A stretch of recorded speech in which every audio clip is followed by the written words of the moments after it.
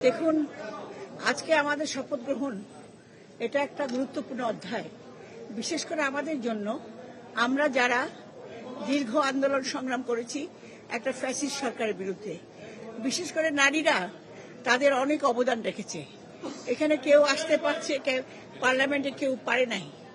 তাই আজকে নারী ক্ষমতায়নের মূল দায়িত্ব, যেটা প্রধানমন্ত্রী চাচ্ছেন, নারী হলো একটা সমাজ গঠনের মূল ভিত্তি।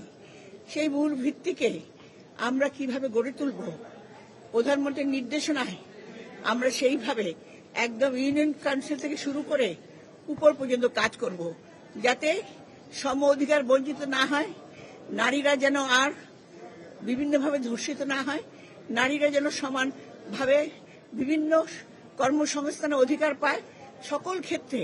এবং তৃণমূল পর্যায়ের নেত্রী যারা আছেন, যারা গ্রামের মহিলা আছেন, যারা ওরকম সুযোগ সুবিধা পায় না, তাদের জন্য ওই এলাকায় বেসিস আমরা যেটা প্রধানমন্ত্রী যিনি পরিকল্পনা করেছেন সেইভাবে তাদের জন্য ব্যবস্থা হবে।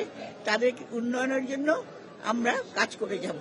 আজকে এই আপনাদের সামনে দাঁড়িয়ে আমি আমার প্রধানমন্ত্রীকে অভিনন্দন ও ধন্যবাদ জানাই, যিনি বাংলাদেশের নারীদের জন্য, বিশেষ করে বাংলাদেশের জনগণের জন্য যেভাবে উনি বৈষম্য বিরোধ দূর করার জন্য চেষ্টা করে যাচ্ছেন, তার জন্য তাকে অভিনন্দন। এবং আমাদের সকলকে সংরক্ষিত মহিলা আসনে আমাদের যে নিয়ে এসছে, আমরা যাতে কাজ করতে পারি সেই কারণে তাকে অভিনন্দন। এবং আমরা যেন কাজ করতে পারি সেটাও আমাদের দৃঢ়পত্র রইল। এবং আপনারা সাংবাদিক মহল, আপনাদেরকে অভিনন্দন, কারণ দীর্ঘ স্বৈরাচারী সংগ্রামে আপনারা আমাদেরকে সকল সময় পাশে ছিলেন।